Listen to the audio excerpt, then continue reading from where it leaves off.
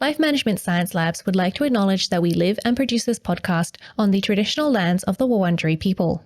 We'd also like to acknowledge the traditional owners of the lands of our listeners and our international colleagues. We'd like to thank and pay our respects to their elders past, present, and emerging.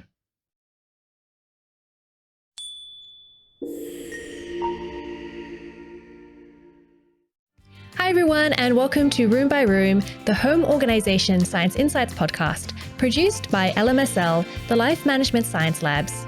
We're champions of life management science, providing structured insights informed by science and inspired by practice on key aspects of conscious living. Each week we bring you scientific and practical insights on each element, with the expert knowledge of professionals in the field. I'm your host, Gabriella Yastra, coming to you from Naarm, Melbourne, Australia. Let's begin. Welcome back to Room by Room, the Home Organisation Science Insights podcast. Now, in today's episode, we are taking a look into the windows of tiny homes, a trend that's now transcended minimalists, nomads, and urban planners, being touted as the solution to the affordable housing crisis and reducing carbon footprints. So, joining us today is Professor of Urban Management and Planning at Griffith University, Paul Burton, who will be bringing his years of expertise into our discussion. Hi, Paul. How are you going? Hi, Marie. Going very well and looking forward to this conversation. Yeah, me too. So before we begin, could you tell us a bit about the change in trends in the realm of tiny homes in the past few years leading up to now? Well, I think the first thing to do is to take perhaps a longer view and to remember or to realise that actually most of us in Australia, but also around the world in the past, if we go back to our parents' or our grandparents' generations, most of us lived in houses that were a lot smaller than the houses we live in now. So whether you call them a tiny house or not is another matter, but it was only really in the 60s and 70s and 80s that we suddenly started turbocharging our house sizes and coming to expect and require our houses to be much bigger. And for a couple of years, Australia actually overtook the United States in the table of who builds the biggest new houses. I don't think it's a table that you want to be top of, but we topped that table for a couple of years. So I think what we're seeing now is a bit of a reaction to that. It's a reaction to say, actually, especially perhaps as a first-time buyer, I don't necessarily want or need to go into a 4-bedroom, double lock-up garage detached house as my first dwelling. Just in the same way as if you were perhaps thinking of buying a car, you don't necessarily go, I want to move to a people carrier, the first car I want to buy. You buy a second or third-hand Hyundai Getz and you make do. Later on when you got kids, you go to the big people mover, but you don't get that. You don't aspire to that initially. So I think that's what's happening with tiny houses. People are thinking, it might be a bit more affordable. It might be a bit more sustainable, and just generally a nicer thing to do to live in a slightly better designed and smaller dwelling than something that's where space and size and footprint is the thing that you value most. Yeah, and it sounds like irrespective of whether it's a result of the housing affordability crisis, it's getting people to rethink what they really need and what they don't. And as a result, kind of purge some of the materials that they might not think that they actually need. So that's a great preface for our topic for today, actually. But before we get further into detail, we'd love to get to know you better. This is Have You Met Paul Burton? And my first question for you is, what do you like to do in your spare time? Well, at the moment, so I'm coming to you from my shed office at the bottom of my garden. I live on the beautiful Tamborine Mountain in southeast Queensland. So we're about 40 kilometres inland from the Gold Coast. It's a very beautiful setting, tropical rainforest.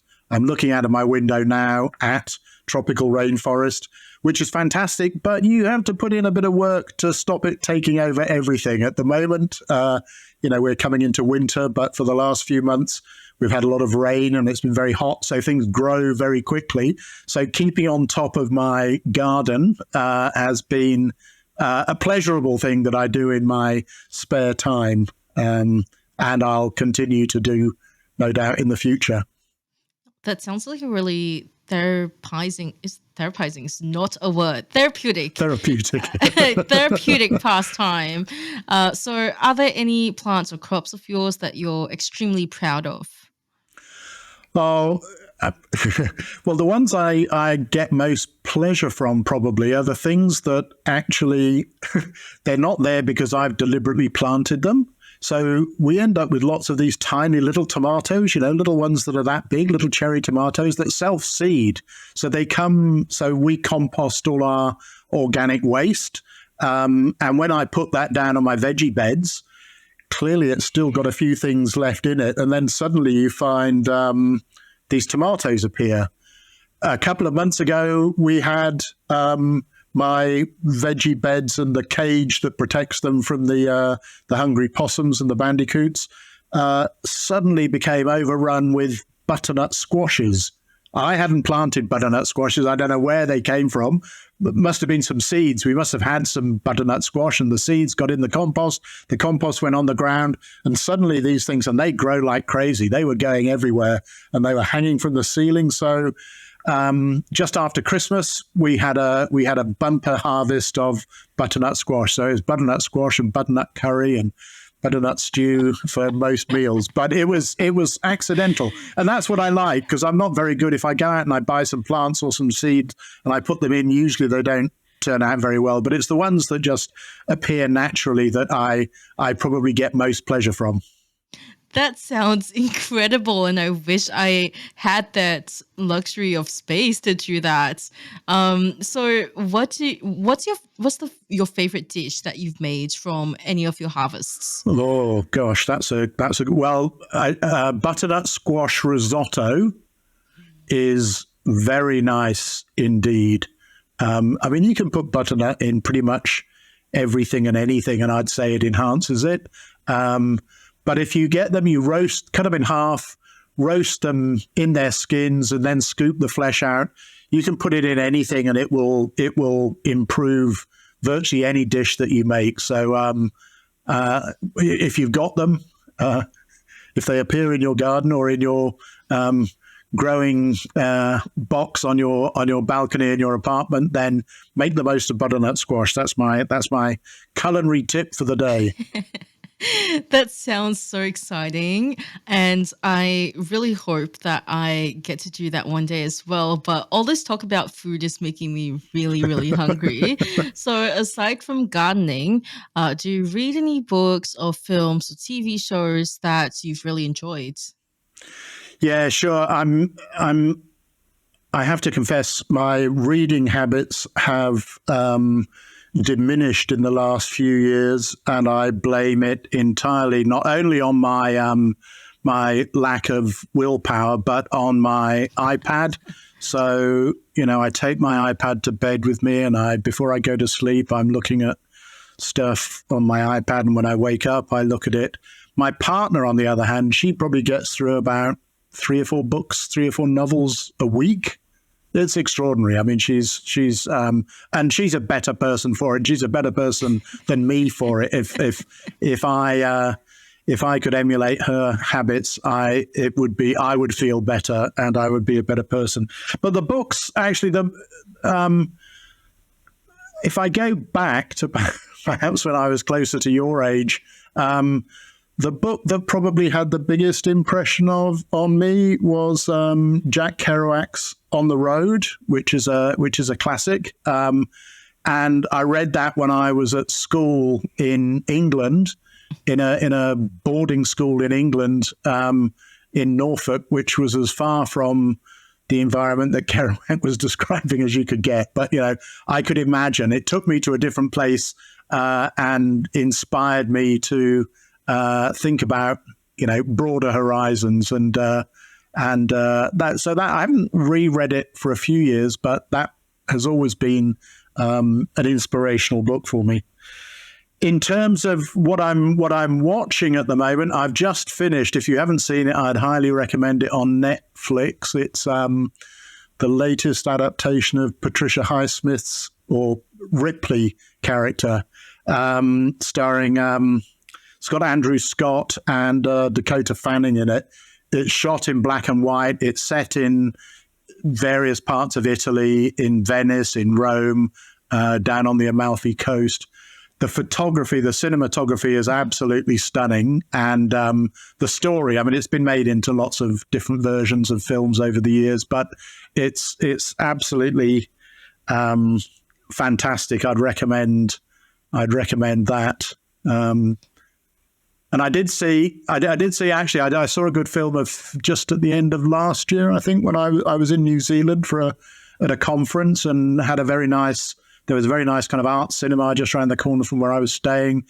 And I went to see Killers of the Flower Moon there, Scorsese. That was very good, quite long. And another film, I think it's probably going to be the last film that Ken Loach, the English kind of political director, has made. It's called The Old Oak, and it's a fantastic film. It's got maybe only 3 people in it are professional actors.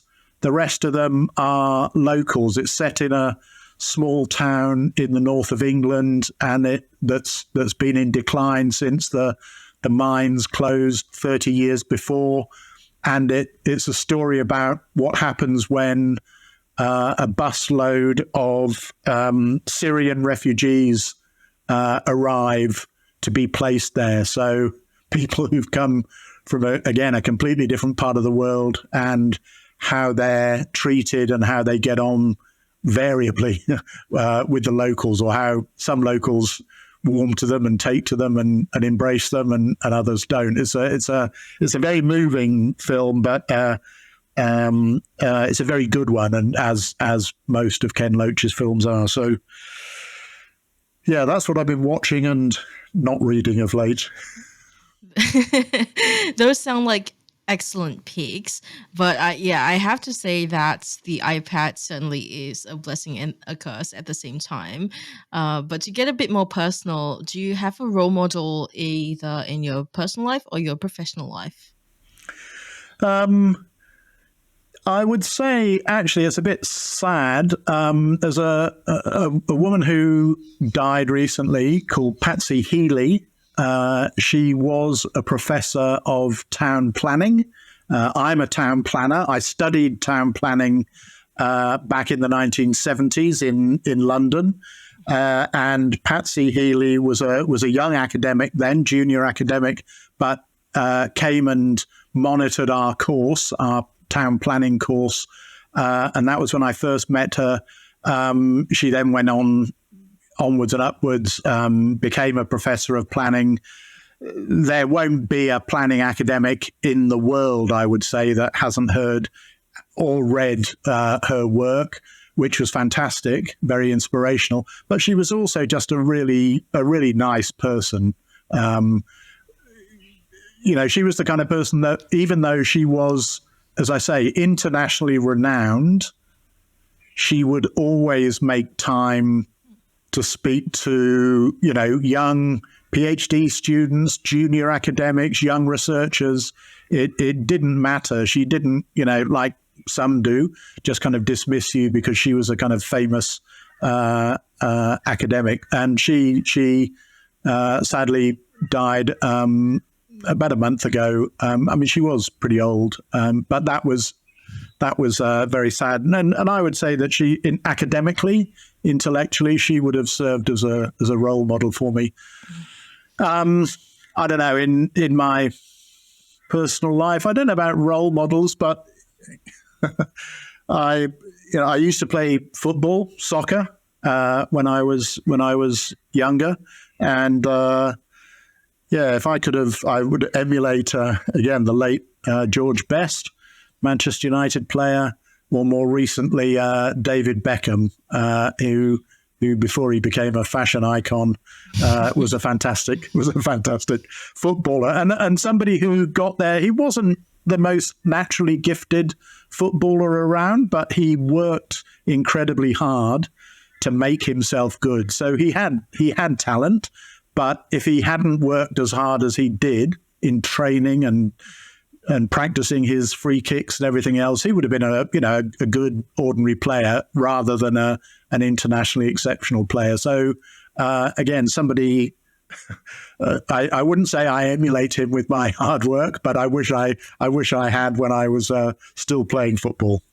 For sure. I have watched his documentary and I had no idea I was never into football, but he did seem like he was really, really hardworking and had so many downs. He could have easily stopped at any point, but he kept pushing, which is certainly admirable. And on that note, what would you say are the most admirable traits about your role models? Well, I think that willingness to practice your craft, whatever it is, whether it's playing football or whether it's teaching or whether it's being a town planner or a researcher. If you want to be really good at it, you have to work at it. You don't have to be a genius, but if you don't put in some effort, then you won't get good at what you want to do and as good as you can be. So I'd say that's a trait. The other one would just be, as I said about the late Patsy Healy, it's, to always have time for, the up and coming people in your field, whatever they are. I mean, I'm sure that, I don't know, but I'm pretty sure that, Beckham would have time if some of the young apprentices at whatever club he's playing for came and sought his advice. I'd like to think that he would, give them 10 minutes of his time and advice and not just brush them off because he's so important. So I think, making time and showing a bit of respect and encouragement to people who are following the same path as you is, if you do that, you're doing good. Those are some wise words right there. And I feel like that's the perfect note to end on with this section. Now we're moving on to the interview section. And my first question for you is, our main topic of today is sustainable living in tiny houses. So could you tell us a bit about what a tiny house is? And could you take us through some of its history? Yeah, sure. So as I said at the beginning, I think, if you look to a lot of other countries in the world, I mean, apart from, Australia, Canada, North America, some European countries, most people live in not necessarily tiny houses, but relatively small houses. And if we go back in time, even in Australia or USA or Canada or whatever, people lived in much smaller houses than they do now. So if you think about it, I mean, I don't know about you, but if you've got brothers or sisters, if you go back one or two generations, you probably, you may well have grown up sharing a bedroom with, 1, 2, 3 brothers or sisters. That was perfectly normal. It was acceptable. Maybe, when you get to kind of teens or late teens, it becomes a bit more challenging. Whereas now it's like people go, I've got to have a room for all of my kids from the age, from the moment they're born. And you just kind of go, really? I mean, so we've got some expectations. We've developed some expectations about what is normal that historically are not normal and which I think they contribute to. They're not the main cause, but they contribute, I think, to the housing crisis that we're currently in. So I think looking to downsize a bit, to reduce our expectations and say, certainly when you start off, that maybe you start off in a smaller dwelling, whether it's an apartment or a detached house, is something that more people are thinking about. Either through choice, they like the idea of perhaps living a bit smaller, perhaps a bit more cheaply and affordably, perhaps off-grid, maybe with a bit of mobility in the ability to move around. Because if you're into owning property in a lot of places in Australia, especially, if you moved house, if the house that you own, the dwelling that you own, if you're moving, you're paying a lot of costs. We call them frictional costs. Every time you move, you pay stamp duty, you're paying real estate agent fees. It's very costly to move around in order to, get something that better suits your needs. So I think more people are starting to look at initially at smaller dwellings because they might be cheaper. And perhaps mobile dwellings. The thing I'd say about tiny houses, because some people, what's interesting is if you imagine what comes to mind if you say tiny house. Now, I don't know about you, but for some people, if you say a tiny house, they mean a tiny house on wheels.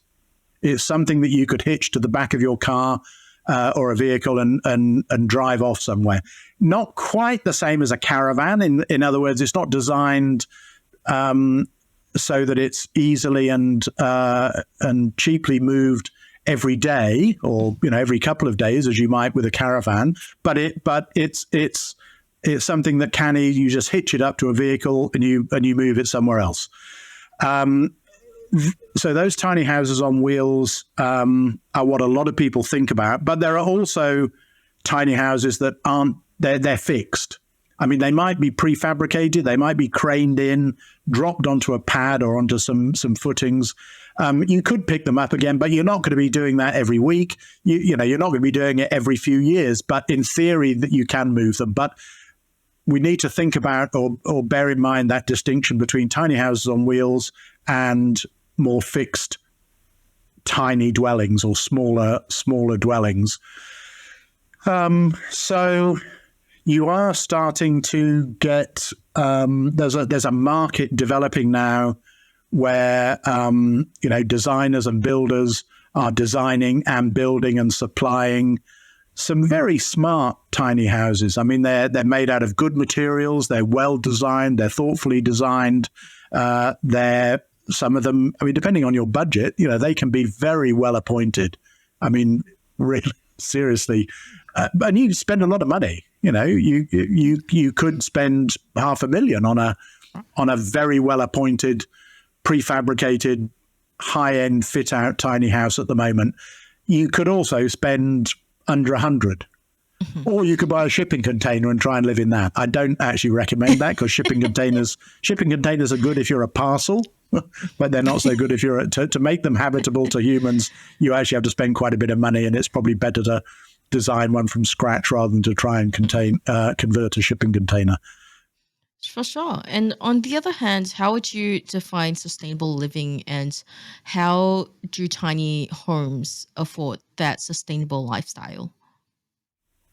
Well, I guess there's kind of financial sustainability in that one of the definitions that we tend to use about housing affordability is what proportion of your income are you having to spend either servicing a mortgage or paying in rent, especially for people on lower incomes. So people in, say, the bottom quarter of the income distribution, if you're spending more than 30% or 40% of your income on housing, then that we say that you're in housing stress, mainly because people on low incomes don't have as much, they don't have savings, they don't have the flexibility that, if you're a millionaire, spending 50% of your income on housing is more manageable than if you're earning $20,000 a year.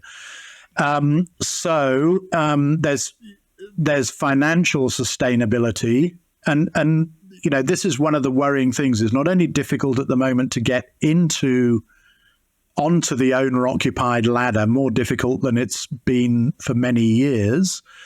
The worry is that in order to get on the ladder, people are having to stretch themselves financially in order to get on that first rung of the housing ladder. And even though the banks always say they build in a buffer so that they say, if the current mortgage rate is X percent, we'll add on 3% and see whether you can cope with that. And we'll only lend you if you can cope with that. I think a lot of people, we're finding at the moment in the last year, people have come off fixed interest mortgages, and there's been a big hike because the RBA has been pushing up the the interest rate. And they've come off low fixed rate mortgages, which they were struggling to afford because they were having to borrow a lot of money. So they're coming off those fixed rates onto significantly higher variable rates. So suddenly you've got to find an extra $1,000, $2,000 a month. And for a lot of people, you go, I can't do that. So if you're in that kind of situation, I would say that's not sustainable, because, a lot of people also are in fairly precarious employment. They don't have guaranteed secure jobs where there's little chance of being laid off or being made redundant, where they've got built-in annual salary increases and bonuses and things like that. Some people do. But increasingly people aren't in that situation. So suddenly you could find that, instead of 5 days a week of work, you're down to 3 days. Or, you're on a 0 hours contract where 1 week you might get 5 days work, next week you get 1 day. So you can't guarantee your income. So it's very difficult to enter that and be secure and sustainable in that owner-occupied market. And of course, for people who are renting, the same thing applies. You're spending an awful lot of money on rent. And if you're trying to get into a position where you can buy your own home, then you've got to save a deposit of typically 20%. There are a few government schemes now to help you with that deposit. But, 20% deposit on, the average price of a dwelling, the median price of a dwelling, or mean price of a dwelling in Sydney now is, 1 point something million. A new dwelling would be $1 million. So 20%, that's a lot you've got to save up. Now, if you're paying a big amount of rent that's gone up over 40% over the last few years, and maybe if you're a young person who's been to university, you've got a $30,000 HEX debt that you're being asked to pay off as well. It's increasingly difficult to get on that rental, get out of that rental trap and onto the owner-occupied ladder. So I think in that kind of situation, what happens is we start to think about and to consider things that previously you might not have thought about. Either because you've got no choice or because you go, actually, that doesn't sound too bad. Maybe if I could live in a smaller house, maybe something that maybe that's mobile. But if it's smaller, it might be a bit more affordable. I don't think actually there's always a significant relationship between the size of the house and its cost. If you're looking at detached dwellings, then smaller houses are getting a bit smaller again now, but prices are going up because of other factors. Yeah, for sure. And you talked a bit about the different types of tiny houses, being tiny houses on wheels and a bit more the ones that are fixed but movable. So what are the most unconventional ones that you've seen? Oh, there's all kinds of things that have that people build themselves. That's the other thing that, again, if you look back in Australia's history, certainly, but lots of other countries, you didn't necessarily, and until probably the 20th century, you didn't have a well-established industry that built houses to sell to people. It started to emerge in cities in the 1800s, but before that, kind of people built their own. And certainly the first European colonizers who arrived in Australia, they turned up here. They couldn't. There wasn't a Bunnings that they could go to and buy a few bags of cement and some timber and some steel. So they had to make do with whatever was around and local, typically timber. But even up until say the 1950s here, you would find where on the fringes of cities that, of course, were quite a bit smaller then, but on the suburban fringes, the land might be cleared, it might be chopped up into lots, there might be roads put in. You'd go and buy a block of land and maybe build on it yourself. You didn't necessarily go to A.V. Jennings or Metricon or whoever and say, I'll have a number 37 from the catalogue. You built your own with whatever you could get your hands on and whatever you could afford. And over time, as you got more money or your family expanded, you stuck another room on, you put another floor on top of it. I mean, that was very typical. We don't see that much now. So I think tiny houses represent a bit of a going back to something that was a lot more commonplace 50 or 60 years ago, which is, they live in an existing house. I mean, as I do, I mean, I'm privileged to live on a half an acre block here. And as I say, I've got this shed I'm coming to you from now. It's my office. I could clear out my desk and my books and turn this into somewhere to live. I could live happily down here. And I know that if I want to I put a bed in it, put some plumbing, some water, and a toilet, and I could rent this out if I wanted to very easily and probably get quite a bit of money, quite a bit of rent to do that. I had, this was a kind of kit that was built for me by, as my partner says, a proper man who knew what he was doing. But, if I was a bit more ambitious and skillful, I might have tried to do it myself. I might have done it with whatever was around. So there's a place half an hour's drive from here that I went to a few months ago where they're experimenting with building these amazing, they're like semicircular buildings. So they use a standardized wooden frame that you can then, and I think they can make their own, like Besser blocks, big bricks.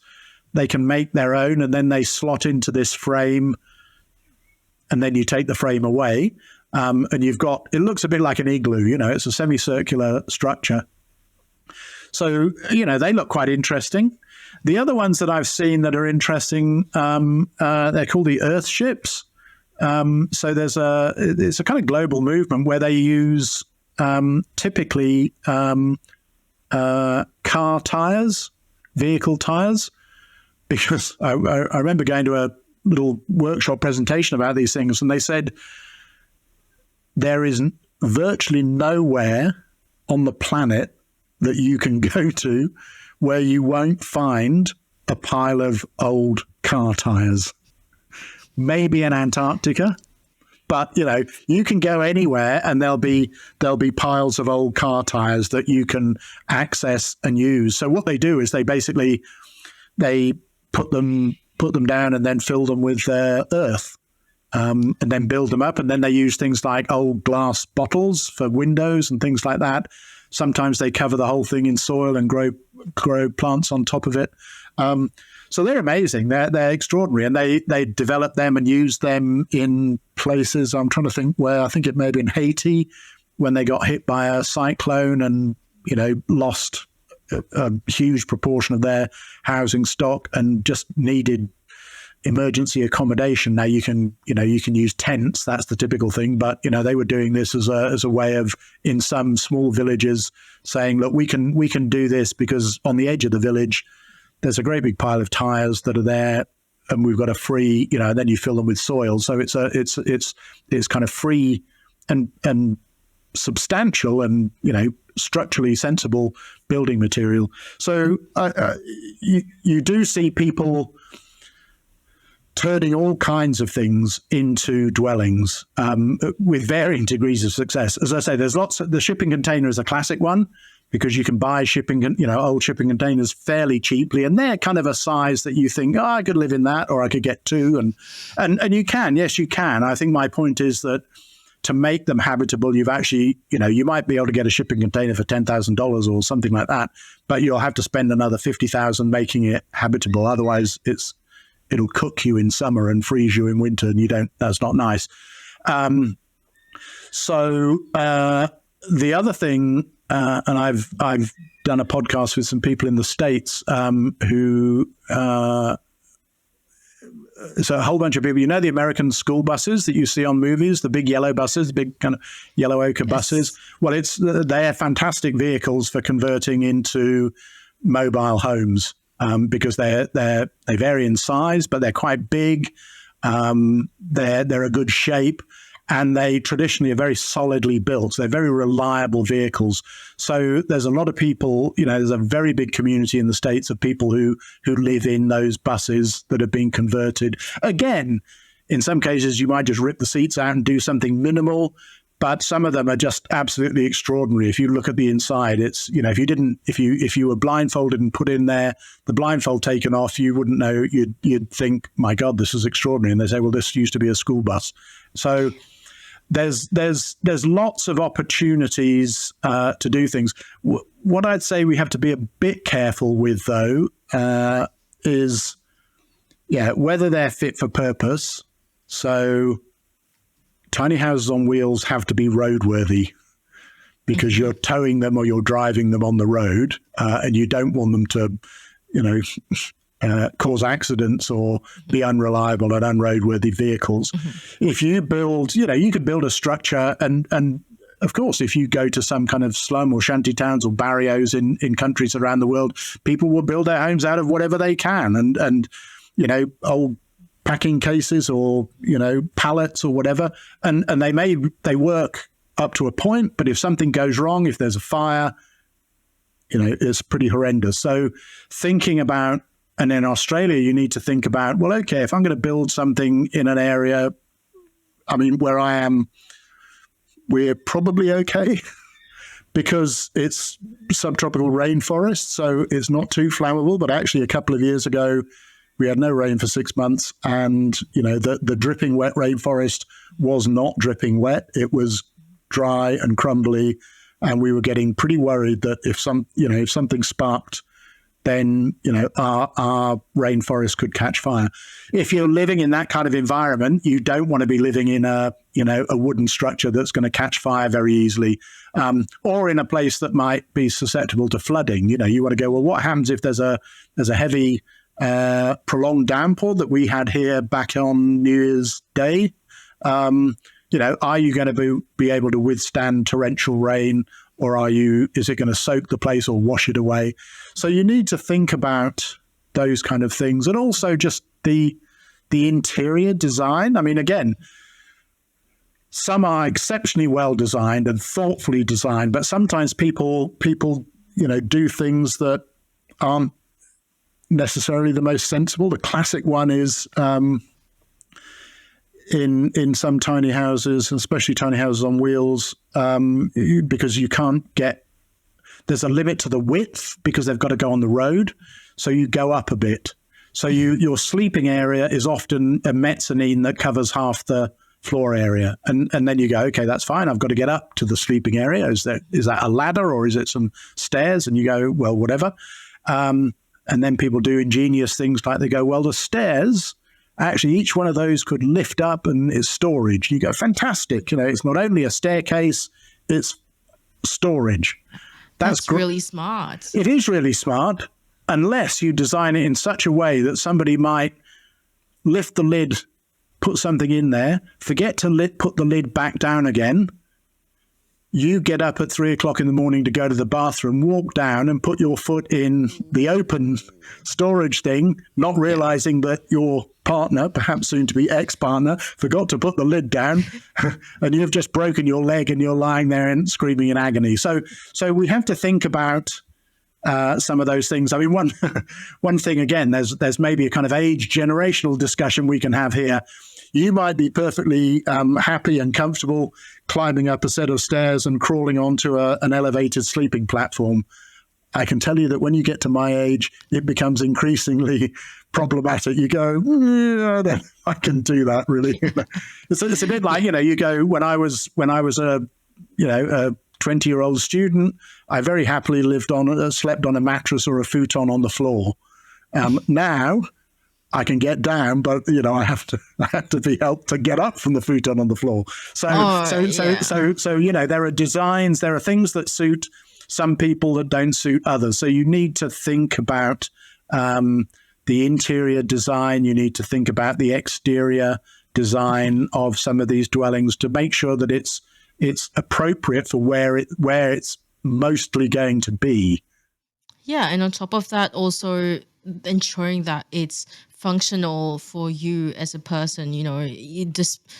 irrespective of old age, we all might have different health issues Oh, that we have absolutely. to be aware of. And that's really important to consider. But in terms of durability with like permits and electrical know-how, what are the most practical options with tiny homes? Right. Well, again, probably the most significant difference is or distinction to be drawn is between the tiny houses on wheels and the fixed tiny houses. If you know, as I say, if I turn my office into a dwelling now, I've got power here. I could very easily collect rainwater off the roof and have a tank that supplied my water. I could very easily plumb in a composting toilet or plug into my waste treatment plant. So, you know, you need, if you're doing that, you need to do it properly, and it has to be certified. So, you know, there's no way that I would attempt to do any electrical work. I mean, nor am I allowed to in Australia. You know, you can't change a plug in Australia. You have to have an electrician to do it. So you need a qualified electrician, a qualified plumber to connect you up. And the structure itself, if you want to do it properly, would have to be certified. So my shed here, the people that supplied it to me supplied me with a set of engineering drawings that a building certifier could look at and say, yes, that's a suitably designed structure for that area. In fact, I probably had to pay a little bit more than their standard because I needed a higher wind rating because it's not a big mountain, but we're on Tamborine Mountain, and where we are on Tamborine Mountain is near the top. So rather than a 3 wind rating, they had to put in a few more extra bits so that it could withstand potentially higher winds. So you need to do all that. You might also need, I mean, I didn't need it in this case, but you might need a development application, a planning permission. And that's the biggest obstacle at the moment. So the work that my colleague Heather Shearer and I have been doing at Griffith University has been looking at how local planning authorities deal with people who want to put tiny houses. The technical term is typically secondary dwellings, ancillary dwellings. So you've got a house, you've got a backyard that's big enough. I want to put another structure on it. It's not just a garden shed. It's a habitable structure. It used to be that it could only be occupied by a member of your household. In Queensland, that's changed now. So, you know, if I turned this into a flat, I could let this commercially to you, and you don't have to form part of the same household. So you need possibly to get a development approval for it. You would certainly need building approval, and that would cover, you know, whether it's structurally sound, whether the electrics are fine, whether it connects to the sewerage system if you've got one. The problem is that all of that costs money. So people start off thinking, look, I've got the room in my backyard. I'll just put up I can go and buy a kind of kit home. I mean, I think, you know, the price of this kit, this is going back a few years, was less than 20,000 for a prefabricated steel kit that came to be assembled. Then you've got to pay somebody to assemble it. So it wasn't hugely expensive. But if I'd have needed to get a development approval for it, it would have doubled the cost. And for some people, they go, it's just gone from something that was affordable and sustainable for me financially to something that I can't afford. It is prohibitively expensive now. So people either don't do it or they say, I'm going to do it and hope nobody finds out. Yeah. So apart from it costing way more money than it looks and people think it does, what are some of the other really big misconceptions about tiny home living? Well, I think a couple of things. One is that it will, if we relaxed some of the planning policies a bit, then everyone would build a tiny house in their backyard if they had a big enough one, and we'd solve the housing crisis. I mean, that's nonsense. It'll make a contribution to solving it, but it won't solve it. That's not to say we shouldn't do that. It's not always the cheapest option, because I say there can be hidden costs. It's a bit like in you probably don't get it so much. You're down in Melbourne, aren't you? So in Victoria, you probably don't get it. In Queensland, there's a place north of Brisbane, a big paddock that's full of old Queensland houses, right, that have been taken from where they were built. And it's a bit like a used car lot. There's old Queenslanders sitting there in a big paddock, and you can go and wander around and go, oh, I'll have that one. And you can buy them Oh, no way. Yeah. And you can go and buy one of these, and they're relatively cheap to buy. You know, it might only, you probably get one for, I don't know, 100,000. Then you've got to factor in the cost of, so you think, oh, well, that's good. That's a quarter of the price that I'd have to pay for a new or a second-hand house or a newly built house. Then you go, right, now you've got to pay for somebody to pick that house up. Sometimes you'll like this, cut it in half because it doesn't fit on one trailer, and then ship it to wherever you want it to be. And as you might imagine, that's not cheap. Then you've got it to your block of land. Then you've got to have some foundations. So that'll cost you another 10 grand to have foundations put in. Then you put it back together again, or you assemble it. And then I know, because I've spoken to the man who built this shed was doing some renovations on these houses. He said it'll cost you another $150,000 to make that habitable. Right? It looks nice, but it's kind of, it's wood and it's full of holes. It might need termite treatment. It might, there's lots of, so you started off thinking, I've got a house for 100,000, and suddenly you're looking at 450,000. Mm-hmm. And you go, actually, 450,000, I can buy a brand new house. That's not to say that you still don't go, I'd like an old Queenslander, but there are hidden costs that we often don't anticipate. And the same with tiny houses, I think. So the other big challenge, I think, for tiny house living, especially for the tiny house on wheels, is that they've got to be on some land somewhere. And the chances are it's not your land, right? So you've got what is in effect a caravan, right? I mean, it's not the same as a caravan, but in some respects, it's a caravan, and it's great to have a caravan, but you can't just go and park a caravan wherever you like, even for one night, let alone say, I'm going to live here for 6 months. I mean, you might conceivably, if you went into somewhere in the big red centre, you might get away with it because there's nobody else around, but you'd go, there's nobody around here for a reason. I've got to drive 200 kilometers to a supermarket to get a bottle of milk and a loaf of bread now.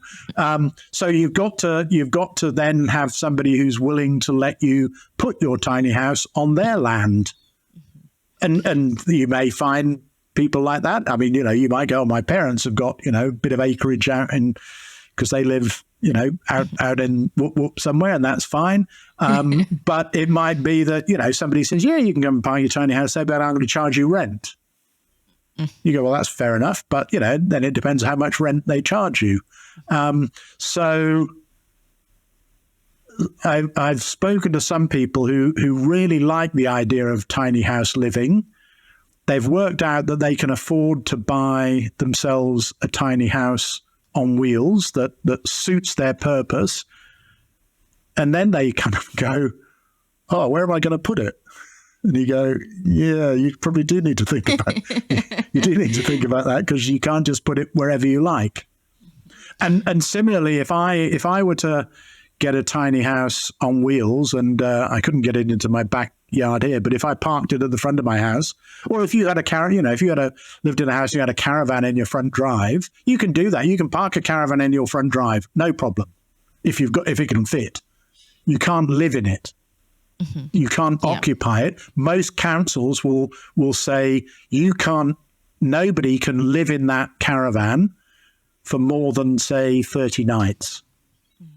Now, who's going to check? Who would know? Well, I can tell you, in most cases, your neighbour would phone the council and say, Marie's been living in this caravan for the last 6 months. That we can't have that. Sneaky, what are you going to do about it? Neighbor.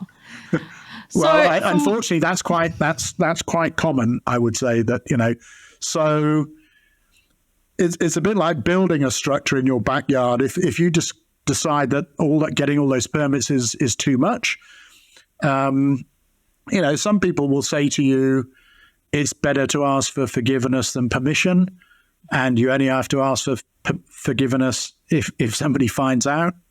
I'd say that unless you're in the middle of nowhere, if you're in a kind of Australian suburban setting, somebody will notice and somebody will call the council and shop you. And somebody will come, and somebody from the council, some poor planner will have to come round because that complaint or that has been logged in the system, and they will have to come round and say, I'm sorry, I'm not saying that you won't be able to do this, but you're going to have to apply in retrospect for a whole set of permits, and it's going to cost you $50,000 or $60,000. So from what I hear, tiny homes can help with the financial sustainability issue. However, it is really important to be aware of all of these costs that you have to bear, making it not as affordable as it does look. Yeah, absolutely. There are lots of hidden costs. Well, they're not that hidden, but they're costs that people who are maybe a bit naive and a bit idealistic don't think about, but they will get hit with them sooner or later. And it's better to go into it with your eyes wide open and do just like anything else, do some due diligence and have a think about it.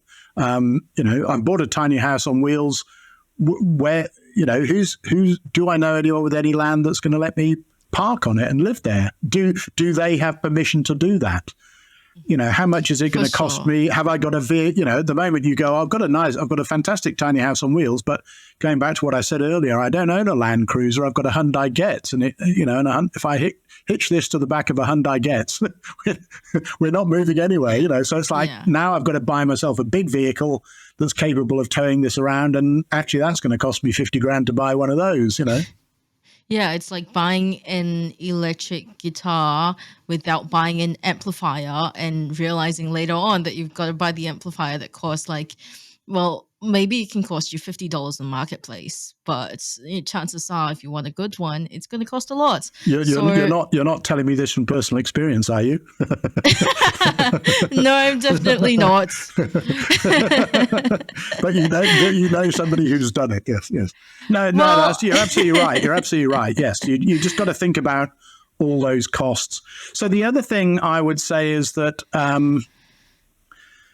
the kind of places that I lived in when I was a student in London in the 1970s were some of them were pretty ropey.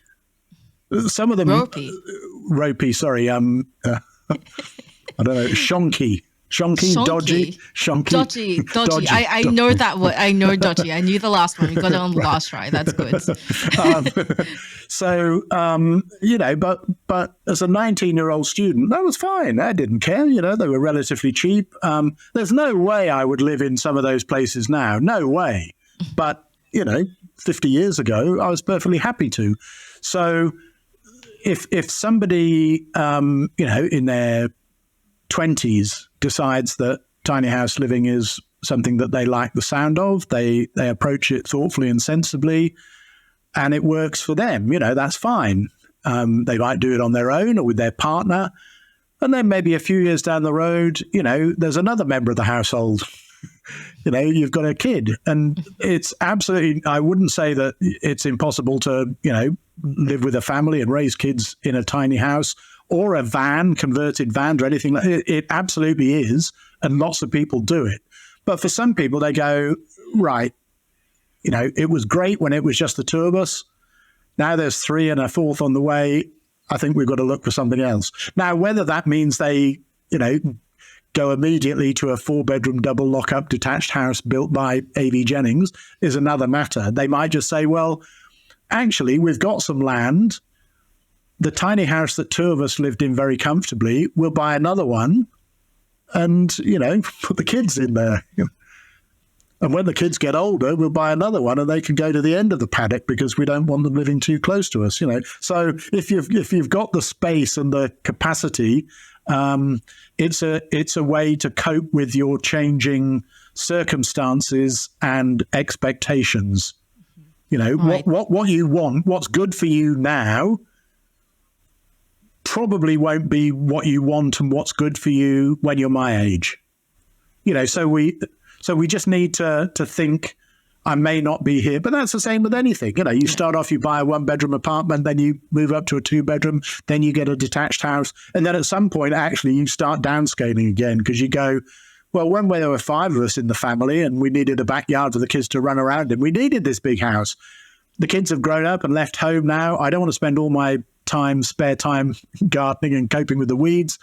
I'd quite like to live in an apartment in the middle of the city where I can go out and, go to the opera or the theatre or the cinema or to cafes in a 5-minute walk. I don't want to be out, in the suburban fringes anymore. So, that's a perfectly normal and natural thing, and it applies to tiny house living as well.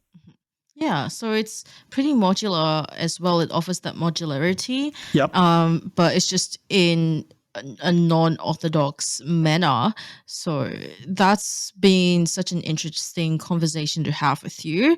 Now we're moving on to the open mic section, and this is your chance to talk about anything that you're passionate about, and it doesn't have to be related to the topic, but it can be if you want it to. So the floor is yours, Paul. Take it away. Okay, well, one thing that I've been thinking about, because I say my colleague, Dr. Heather Shearer, and I have been looking at planning policies for tiny houses for a number of years, and looking at whether local authorities, local governments who typically regulate these things, have policies that say, yeah, we encourage them, this is what you've got to do to be compliant. Or some of them say, in response to local pressure, what you might call NIMBY pressure, and I see this where I live, people going, oh, there's too many tiny houses. We don't want them up here for whatever reason. They're just let out as Airbnb for holidaymakers and we've got too many tourists. We don't need any more. Or they're spoiling the character of the area.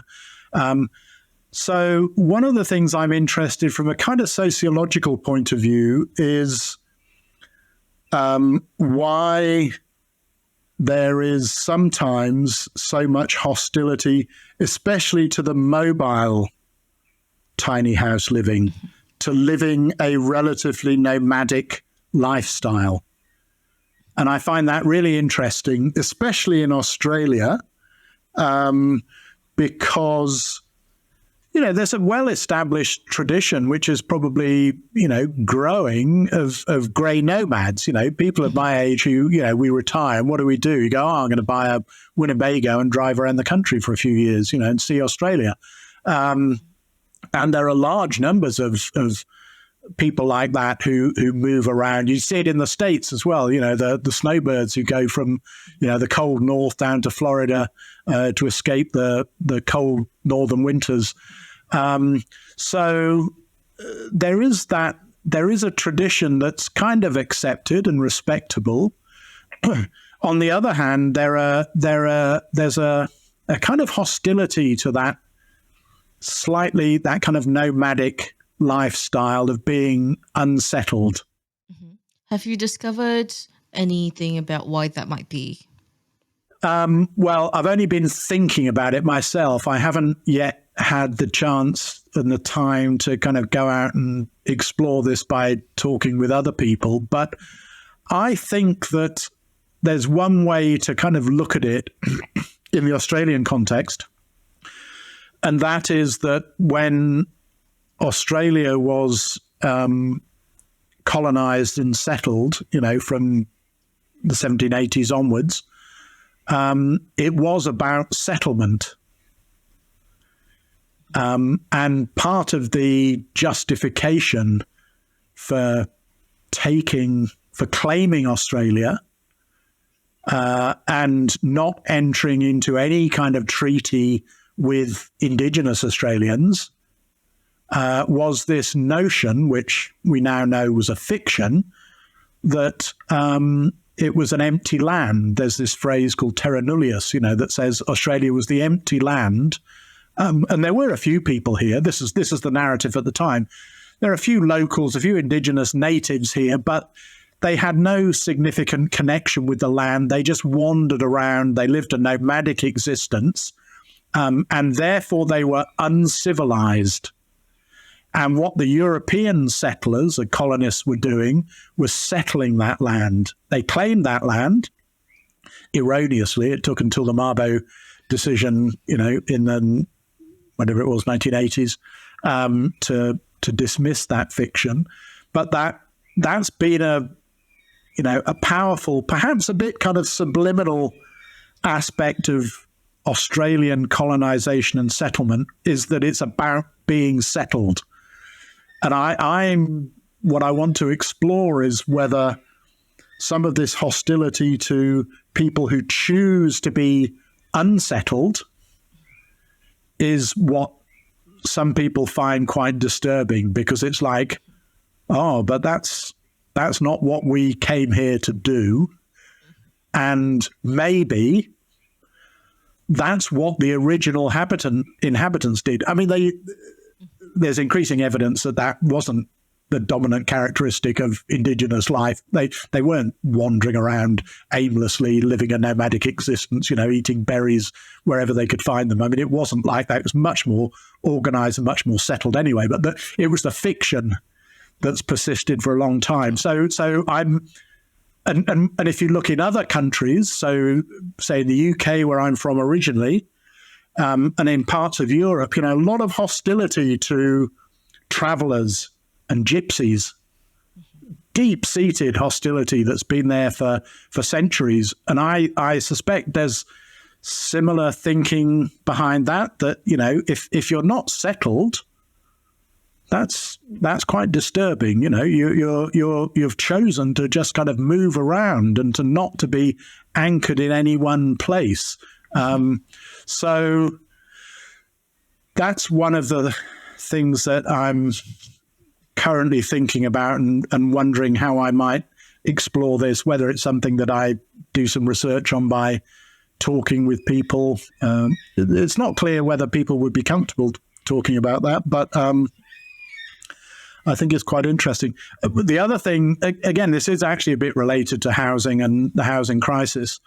We are seeing, because of the severity of this crisis, you're seeing tent cities, or well, not tent cities, but tent settlements growing up. There are people living in tents all over the place in cities, and certainly if you go to cities in the States, I mean, you go to bits of San Francisco where you walk one block from a really affluent, really chic neighborhood. You go one block and there's literally tents. You can't walk on the sidewalk because it's full of tents. And if you go to anywhere a bit more obscure, there are big tent cities in otherwise thriving American cities.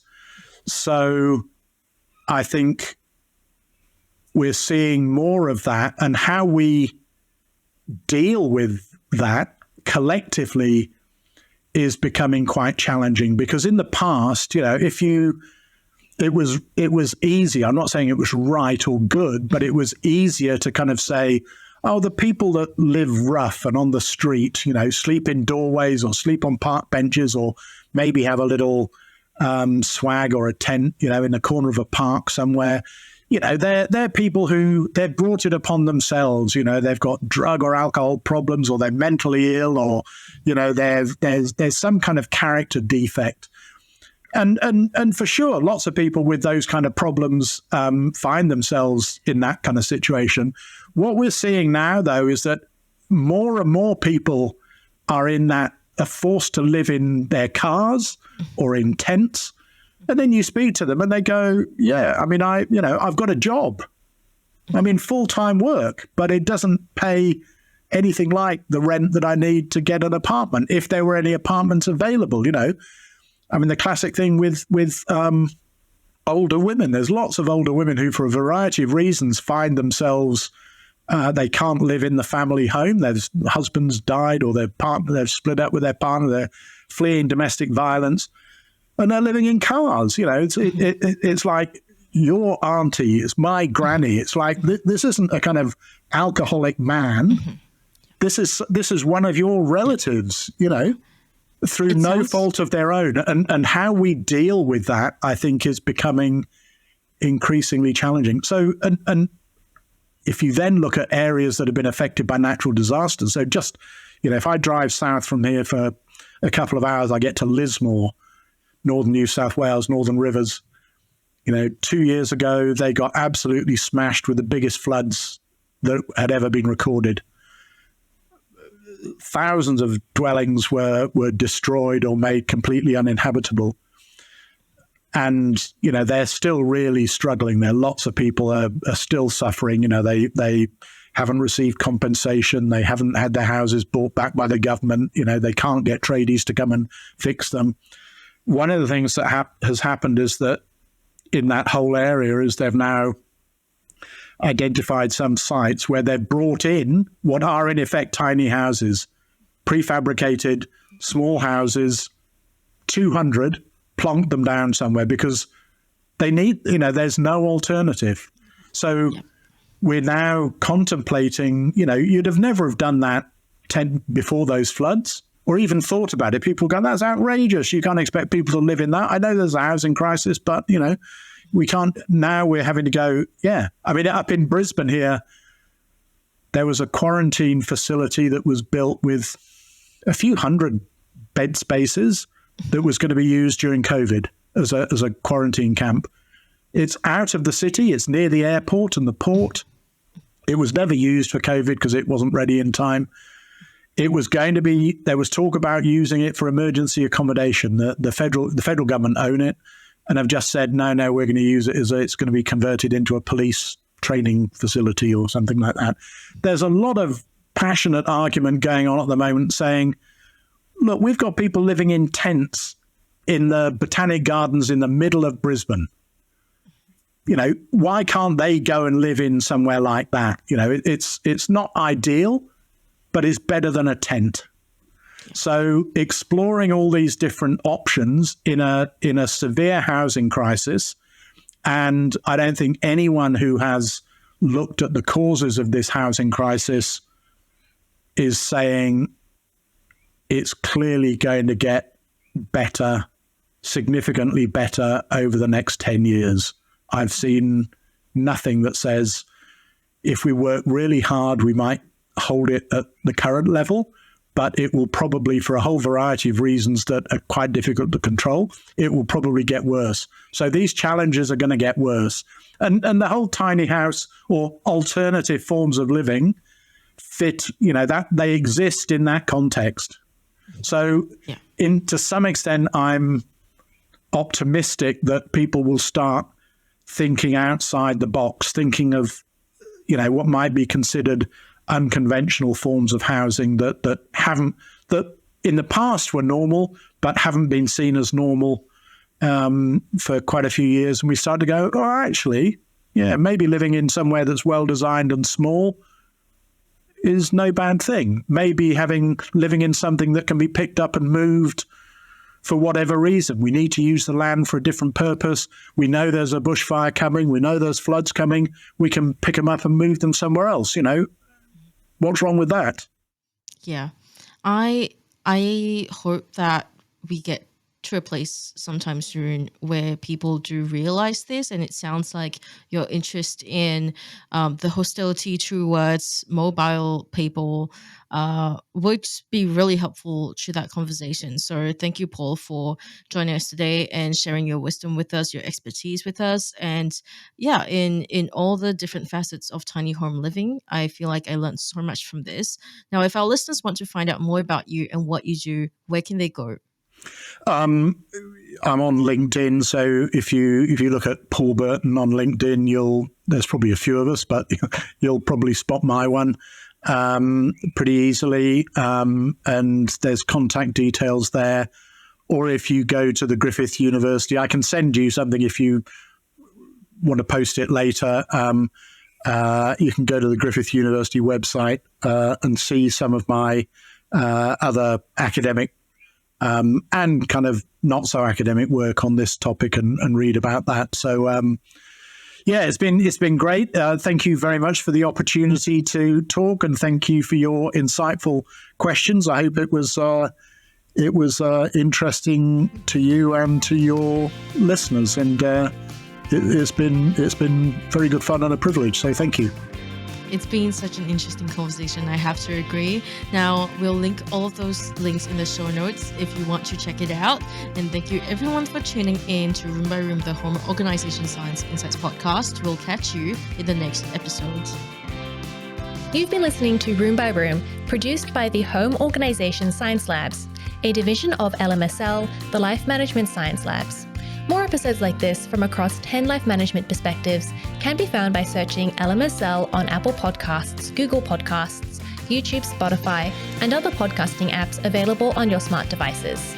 If you enjoyed this episode, please consider rating our show, sharing it, and subscribing to our channel, as it helps other people find it so we can grow and bring you more quality resources.